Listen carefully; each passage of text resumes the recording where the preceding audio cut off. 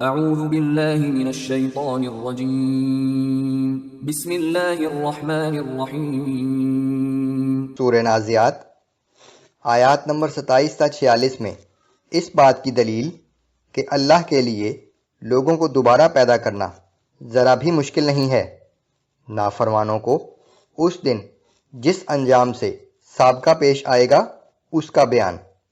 قیامت کے دن کا علم صرف اللہ ہی کو ہے۔ بسم اللہ الرحمن الرحیم۔ اَأَنتُمْ أَشَدُّ خَلْقًا أَمِ السَّمَاءُ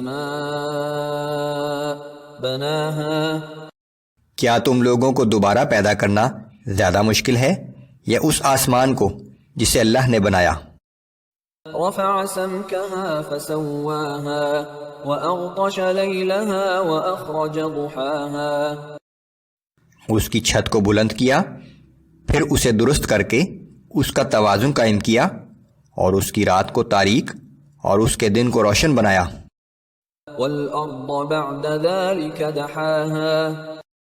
اس کے بعد اس نے زمین کو بچھا دیا، أخرج منها ماءها ومرعاها والجبال أرساها۔ اور اس میں سے اس کا پانی اور سبزہ نکالا اور پہاڑوں کو اس میں جما دیا۔ متاعا لكم ولأنعامكم۔ یہ سب کچھ تمہارے اور تمہارے مویشیوں کے فائدے کے لیے ہے۔ فَإِذَا جَاءَتِ الطَّامَّةُ الْكُبْرَى۔ پھر جب وہ ہنگامہ عظیم برپا ہوگا اور قیامت آ جائے گی۔ يَوْمَ يَتَذَكَّرُ الْإِنسَانُ مَا سَعَى وَبُرِّزَتِ الْجَحِيمُ لِمَنْ يَرَى۔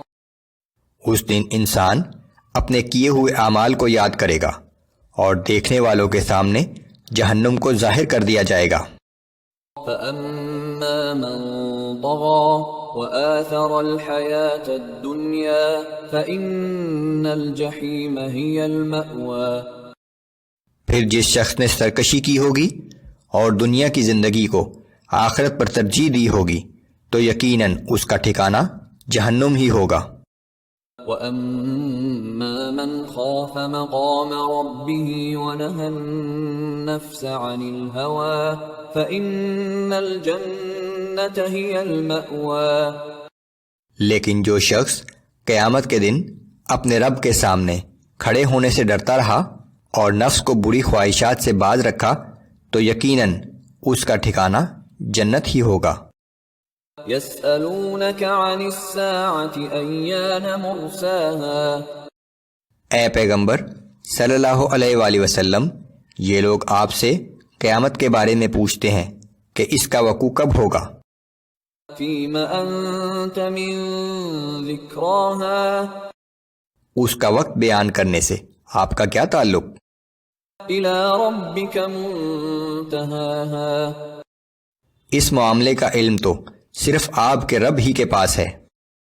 إِنَّمَا أَنْتَ مُنْذِرُ مَنْ يَخْشَاهَا۔